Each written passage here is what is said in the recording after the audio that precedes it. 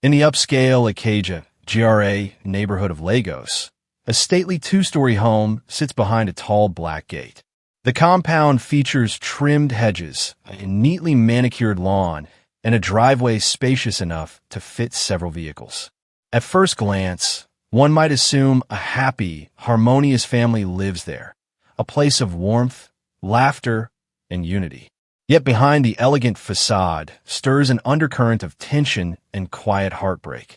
Amelia, the widow who owns the home, stands on the front porch. She is a proud woman in her early 50s, her posture regal and her attire always carefully chosen to highlight her perceived social status. Amelia wears a sky blue lace blouse and a long skirt that sweeps the ground.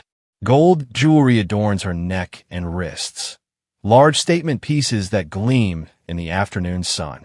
Her face is set in a perpetual expression of disapproval, her lips pressed in a thin line. Years ago, her husband passed away, leaving her a comfortable inheritance. Over time, her obsession with maintaining a polished image in high society has grown stronger. Amelia's conversations revolve around money, status, and what the right people might think of her family. She has two daughters under her roof. The first is Bridget, her biological daughter. Bridget is in her 20s, with striking features that exude confidence. Her almond-shaped eyes, expertly lined with eyeliner, reflect a privileged worldview. She enjoys wearing designer handbags and high heels that echo through the corridors of their home. Bridget epitomizes her mother's values. She cherishes luxury, name brands, and exclusive gatherings. She also shares Amelia's disdain for those beneath her economic class. The other daughter is Edith, Amelia's stepdaughter. In contrast to Bridget's loud elegance, Edith carries a quiet grace, an inherent humility that draws people's admiration. She is also in her 20s, 2 years younger than Bridget. Edith has cocoa brown skin, round, expressive eyes, and neatly braided hair that she ties up when cooking or doing chores. She grew up mostly in boarding schools, away from Amelia's watchful eye. After her father's death, she returned to this home, where she tries to fit in despite the hostility. An avid reader, a devoted cook, and a gentle soul, Edith believes in kindness and empathy. She attends church regularly and prays each morning, finding comfort in her faith. Inside the house, Amelia's bias manifests in everyday life. Edith is responsible for most household tasks, cleaning, cooking, dusting, and serving tea when guests arrive. Bridget, meanwhile, sleeps until late morning, shops for new dresses on her mother's credit card, and dedicates hours to selfies and social media. Amelia often praises Bridget at the dining table, calling her my beautiful, sophisticated child, while she scolds Edith for minor issues, such as forgetting to iron a certain blouse or setting the table a moment too late. One bright Saturday afternoon, Amelia summons Edith to the living room with her usual sternness. Amelia, crossing her arms. Edith, are you done scrubbing the backyard? My sister might drop by, and you know how she fusses if the place isn't spotless. Edith, softly, wiping her brow. Yes, I finished, Ma. I also cleaned the guest room, just in case she wants to stay over. Amelia, sniffing with faint approval. Very well. Don't forget to cook jollof rice for dinner, and ensure the chicken is well seasoned. I don't want any complaints. Bridget enters the scene, phone in hand, scrolling through a fashion blog. She barely acknowledges Edith, striding toward her mother with a bored expression. Bridget, Mom, I need a new outfit for next weekend's party. You promised you'd talk to your friend who owns that boutique. Amelia, smiling at Bridget. Ah, yes, dear. I'll call her later. Don't worry, we'll get you something classy. Edith steps aside, her gaze lowered. She harbors no envy, merely acceptance of her status. A lonely ache stirs in her chest, but she dismisses it, choosing to focus on being helpful. Suddenly, a sleek black Range Rover appears at the gate. The security guard slides the gate open, and a luxurious SUV glides into the driveway. The engine hums before shutting off. Amelia arches an eyebrow, exchanging a curious look with Bridget. They rarely receive unannounced visitors with such an expensive car. Could it be a potential suitor for Bridget? Amelia's heart quickens at the thought of an influential man seeking her daughter. But when the driver's door opens, a well-dressed, refined man in his 40s steps out, greeting the security guard politely. He walks toward the porch, scanning the house as if looking for someone. Amelia rushes forward in her best poised manner. Amelia, offering a gracious smile. "Good afternoon, sir. Are you looking for someone?" The man speaks in a calm, confident voice. "Man, good afternoon, madam. I'm here to see Miss Edith. Would she be home?" In that moment, both Amelia's and Bridget's eyes widen. "Edith?" The question lingers in the warm afternoon air. A subtle flicker of surprise crosses Edith's face. From the corner of the porch, she steps forward, unsure of who this distinguished visitor might be. Cliffhanger.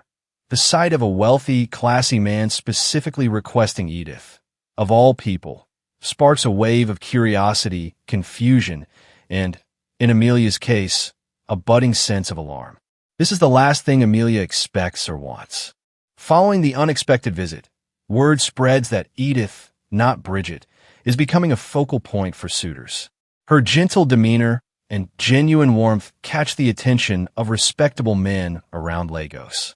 This development roils Amelia's carefully controlled world, igniting a plan to sabotage her stepdaughter's chances at prosperity.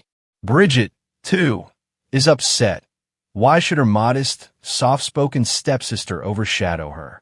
Soon after the first suitor's appearance, others begin calling. Some heard about Edith's culinary talent and quiet charm from that first gentleman, who happens to be a well-connected business magnate. Over the phone, these new suitors praise Edith. Suitor number 1. "I heard she's humble, God-fearing, and exceptionally caring. May I meet her in person?" Suitor number 2. "My mother would love a daughter-in-law like Edith, someone who respects family values." Amelia seethes with each inquiry. She puts on a plastic smile whenever they mention Edith. Inside, she feels a burning resentment. How dare Edith attract wealthy men, she thinks. Bridget is the one who deserves all the high-class attention. Edith is just a house girl in fancy clothing. Fueled by envy and a fierce desire to see Bridget rise above Edith, Amelia begins her underhanded tactics. Each time a well-to-do man calls requesting a meeting with Edith, Amelia intervenes with lies. She claims Edith has a severe mood disorder and is prone to hysterical fits. She insists Edith is uninterested in marriage and is focused on becoming a career woman, a statement far from the truth. When suitors ask for Edith's photo, Amelia forwards Bridget's picture instead, stating that Edith declined to share hers. Bridget is fully aware of her mother's manipulations. She pretends to be disinterested, but silently relishes every deception. She believes she deserves the best. If that means stepping on Edith's happiness, so be it. She corners Amelia in the living room one afternoon. Bridget, smirking. "Mom, that suitor from Victoria Island. Did you send him my photograph?" Amelia, with a conspiratorial grin. "I did. He asked for Edith's picture, but I told him she refused. He'll be calling you soon." Bridget, sighing in feigned reluctance. "Well, if Edith is too shy, I guess I could do the honors." They share a mean-spirited laugh, entirely oblivious to the pain they're causing. Edith, meanwhile, carries on with her daily chores, blissfully unaware that each potential relationship is being derailed by Amelia's false stories. Days turn into a couple of weeks. Despite Amelia's sabotage, a few suitors manage to contact Edith directly. She is polite, though reluctant to trust men who show sudden romantic interest. She suspects her mother or stepsister might be working behind the scenes to discourage them. However, she lacks evidence. Nonetheless, she prays for guidance, content with her simple life, unconvinced that lavish wealth or high status must define her future. One morning, Edith stumbles upon a conversation between Amelia and a prospective suitor on the phone. Amelia is in the corridor, speaking in hushed but urgent tones. Amelia, forcing a sympathetic tone. "I'm so sorry, sir. Edith has been unwell. Yes, mentally unstable, you might say. It's a family secret. I wouldn't want her good name tarnished." Edith's heart plummets. She listens in stunned silence, pressing herself against the wall out of sight. Amelia ends the call with a gentle sigh, then heads to the kitchen. Edith remains rooted to the spot, a dizzying mix of anger, betrayal, and heartbreak swirling within her. In a daze, she creeps away, her mind racing. Why would her stepmother sabotage her chances?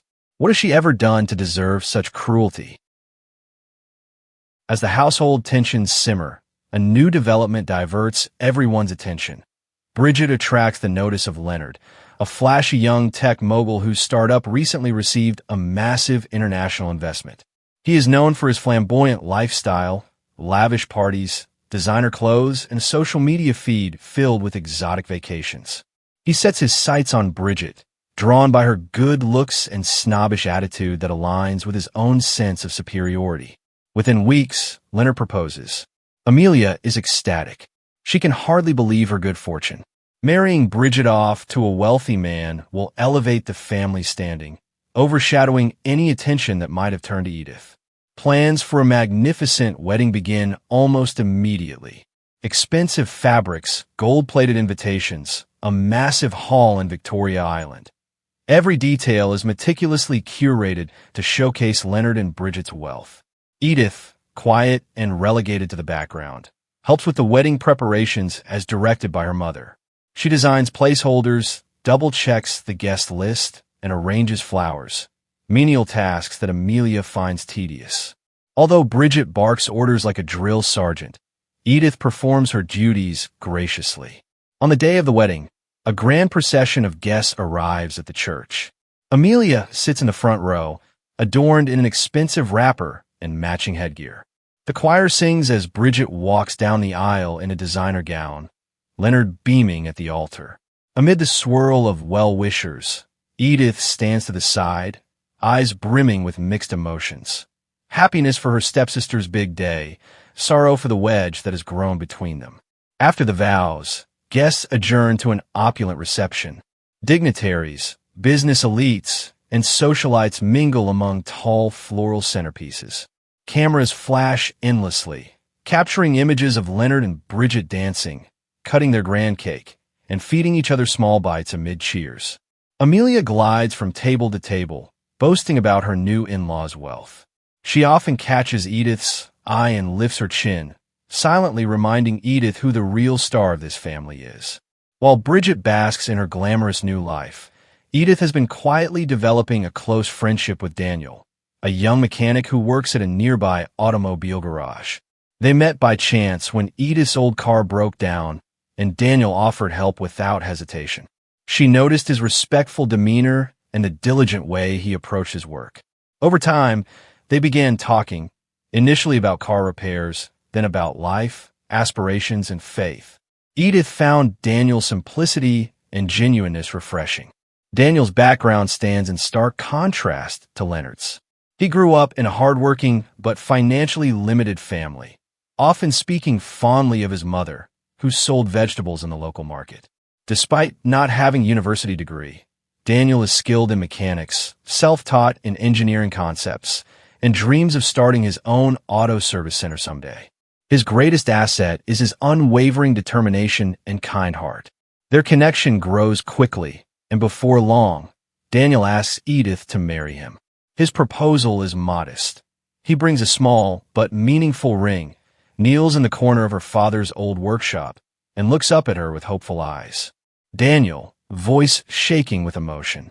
Edith, you've brought so much light into my life. I might not have much money now, but I promise to care for you, to respect you, and to always work hard so we can build a better future together. Will you be my wife? Tears fill Edith's eyes. She sees sincerity and love. She also understands that, in her current family atmosphere, Daniel might never be considered good enough. Yet her heart recognizes the treasure in his character. She says yes. When Edith announces her engagement to Daniel, Amelia explodes in rage. She confronts Edith in the living room, pacing back and forth, her hands shaking with fury. Bridget, who has just returned from her honeymoon, lounges on the sofa, sipping a glass of juice with mild curiosity. Amelia, voice quivering. You ungrateful child. After all the efforts your father and I made to give you a decent home, you choose to marry a mere mechanic? Have you no sense of shame? Edith, keeping her voice calm. "Mother, Daniel may not be wealthy, but he is hard-working, respectful, and he treats me with kindness. That means more to me than all the riches in the world." "Amelia, don't you dare call me mother right now. You disgrace this family. We have a reputation to maintain. And you bring home a man who gets his hands dirty fixing cars." Bridget scoffs, leaning forward with a condescending smirk. "Bridget, come on, Edith. Don't you have any ambition? You're young and pretty. You could do so much better. Look at me. I waited for a real man with real money." Edith fights back tears. She knows no logic can sway Amelia or Bridget's obsession with status. Despite the cruel remarks, Edith stands her ground, explaining that she loves Daniel and won't abandon him to please others. Within a week, Edith and Daniel conduct a small ceremony at a local church. Just a few close friends, the pastor, and some well-wishers from the mechanic workshop. They sign their marriage papers and exchange simple wedding bands. Amelia refuses to attend, calling it an embarrassment. Bridget makes no effort to congratulate her stepsister. If anything, she views Edith's wedding as further evidence that her stepsister is unfit for high society. Leonard, however, is indifferent to it all. He merely shrugs when Bridget recounts the drama. He's too busy living it up. His new status as a flamboyant tech mogul overshadows any interest in family matters. After the brief wedding, Daniel brings Edith to his small one-room apartment in Mushin, a more modest part of Lagos. The space is cramped, a bed in one corner, a tiny wardrobe, a basic kitchen area with a gas cooker, and a single window providing minimal light. But it's neat and tidy, with fresh curtains that Edith quickly sews from leftover fabric, adding a homey touch. She's determined to make this space their peaceful haven. As Bridget settles into a luxurious mansion with Leonard, Edith and Daniel begin their life in a tiny Mushin flat. Amelia seethes at the perceived insult to her family name, vowing never to step foot in that filthy place. Meanwhile, Edith and Daniel pray each night, grateful for the love and unity they share. Their futures stand in stark contrast, one marked by glitter and potential turmoil, the other humble but rooted in genuine affection. Life in Leonard's mansion is not the fairy tale Bridget expected. At first, their social media posts depict expensive outings, glamorous dinner parties, and high-end shopping sprees. Friends and followers shower them with #couplegoals praise. Yet once the facade wears off, Bridget faces an unsettling truth. Leonard is neither the affectionate partner nor the stable provider she dreamed of marrying. He returns home late from business meetings, often reeking of alcohol, lipstick stains on his collar. Bridget tries confronting him, but he dismisses her concerns. She notices he's been hosting wild parties at clubs. Photos circulating online show him surrounded by women, bottles of champagne in hand. One night, Leonard stumbles into the living room past midnight, reeking of whiskey and sweat. Bridget, her arms folded and rage in her eyes, demands an explanation. Instead of apologizing, Leonard scoffs at her. Leonard, slurring. "Oh, calm down, woman. You knew what you were getting into. I'm a successful man. I need to unwind. If you can't handle it, that's your problem." When Bridget persists, raising her voice, Leonard lashes out physically. He slaps her across the face, sending her reeling onto the sofa. The shock and pain leave her momentarily paralyzed. Bridget, trembling. "Ow, how dare you hit me?" Leonard, sneering, swaying drunkenly. "Next time, keep that mouth in check. I'm not in the mood for your nagging." Tears streamed down Bridget's cheeks. This is not the life of glitter and respect she imagined. Over the next weeks, the abuse escalates. Leonard screams at her for small mistakes, hurls insults about her being too controlling, and even locks her out of their bedroom when he's in the middle of personal activities she does not wish to see. Desperate and frightened, she stops posting pictures on social media, afraid to reveal the truth behind closed doors. Eventually, unable to bear the misery, Bridget decides she must leave, at least for a while. One evening, after Leonard passes out from another night of heavy drinking, Bridget packs a suitcase. She tiptoes downstairs, her heart pounding with anxiety. She calls a taxi and flees into the night, returning to her mother's house in Acadia, GRA. When Amelia opens the door at dawn, still in her nightdress, she finds her daughter on the porch, tear-streaked face, suitcase in hand. Amelia, alarmed. Bridget, what is the meaning of this? It's 6 in the morning. Where is Leonard? Bridget bursts into sobs, clutching her mother's arms. Through choked words, she confesses the abuse, the slaps, the nights spent weeping in fear, the humiliations. Amelia's eyes fill with anger. Amelia, that worthless man. How dare he lay a finger on my daughter? I should. But Amelia also fears the scandal. She knows neighbors have keen eyes and wagging tongues. If word spreads that Bridget's marriage is failing, Amelia's precious reputation could suffer. She ushers Bridget inside and quickly locks the gate. Amelia, whispering furiously, we can't let people see you like this. Clean yourself up. If anyone asks, you're just visiting for the weekend. Understood? Bridget nods, numb. She wants protection, but all Amelia offers is secrecy. The next day, Amelia instructs the house staff not to mention Bridget's presence. She even forbids Bridget from leaving the compound. Meanwhile, no calls are made to Leonard. Amelia doesn't want a confrontation that might become public knowledge. Amelia lies to curious relatives, claiming Bridget decided to spend time with her old mother. She organizes small gatherings at home, instructing Bridget to remain in the guest room until the guests leave. The oppressive hush gnaws at Bridget's already frayed nerves. She feels trapped, isolated, and ashamed. In the midst of her own heartbreak, a thought crosses Bridget's mind about Edith. Could she have been right all along, valuing a man's character over his wallet? But she's still too proud and hurt to dwell on that realization for long.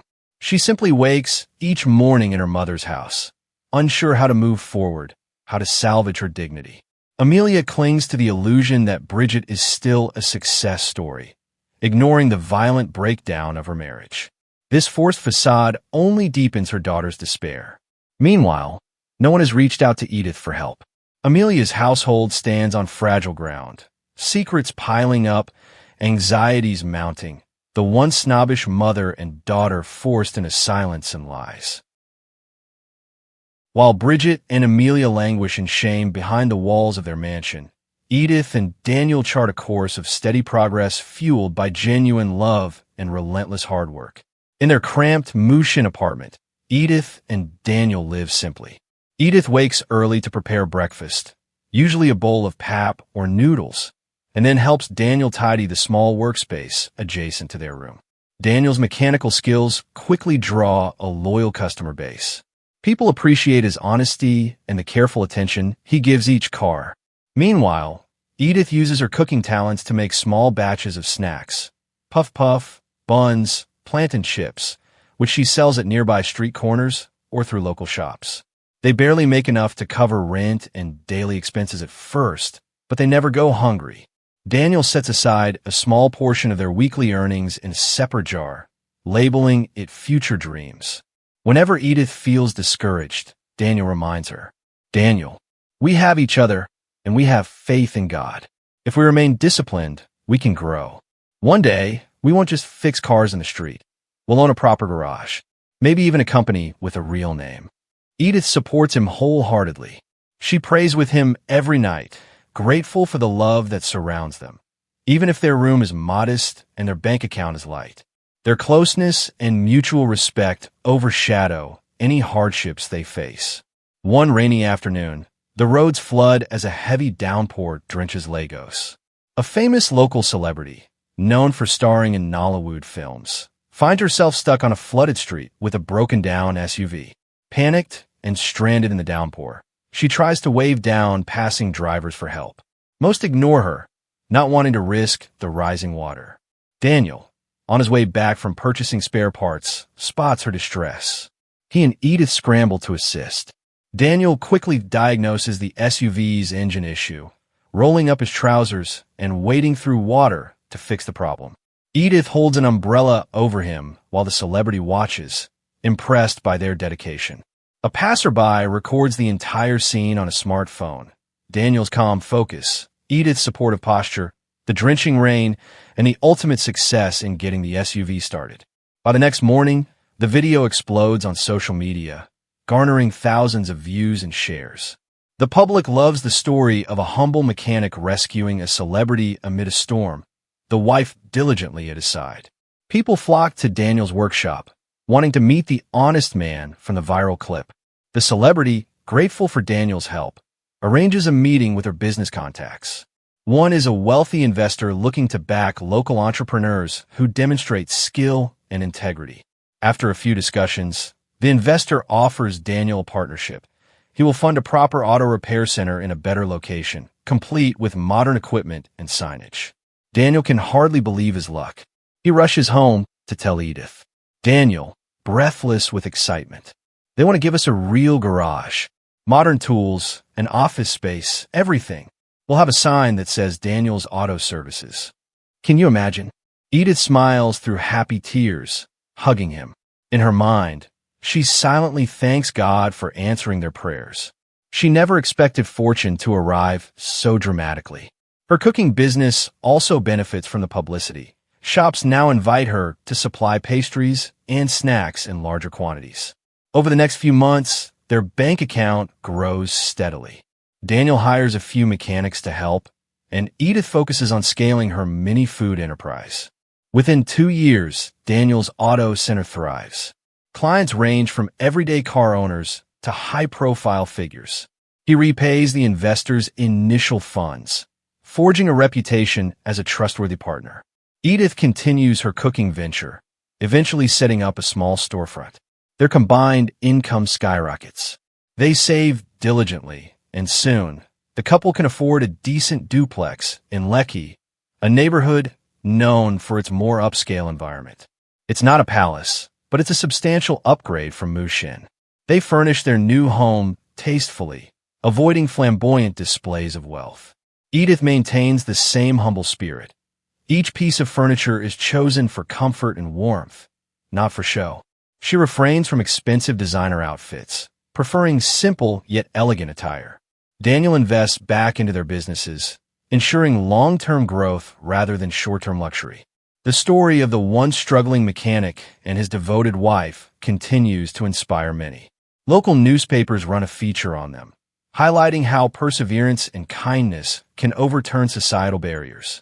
After settling into Lekki, Edith receives a phone call from a distant relative informing her about Bridget's situation. She learns, indirectly, that Bridget is back living with Amelia. Concern wells up in her heart. Though they parted on bad terms, Edith remains a compassionate soul. She decides it's time to visit her mother's house, her first time stepping there since her marriage.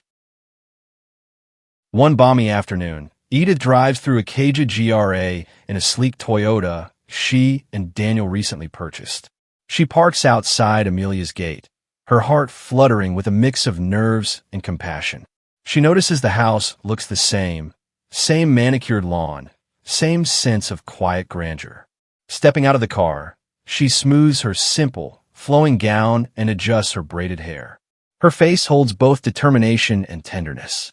She knocks on the door, and an older house staff member, who still remembers her, greets her with surprise. Word quickly spreads inside. Edith is here, and Amelia, older now, emerges from the living room. Bridget peeks from behind her mother, eyes widening at the sight of Edith looking confident and radiant. Amelia, voice trembling. Edith, you're back? Edith, bowing slightly out of respect. Good afternoon, Ma. Yes, I came to see how you and Bridget are doing. The difference in Edith's demeanor is palpable. She carries herself with quiet poise, wearing modest jewelry, but exuding an aura of success and contentment.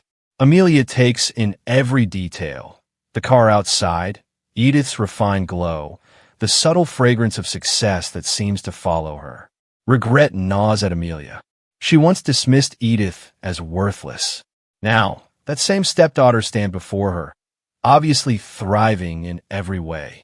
In the tense silence, Bridget steps forward. Her face is pale, her eyes bloodshot from weeks of stress and heartbreak. She trembles, then drops to her knees in a gesture of humility seldom seen in the haughty Bridget. Bridget, voice choked. Edith, I'm so sorry. I never treated you like a sister. I was jealous and cruel.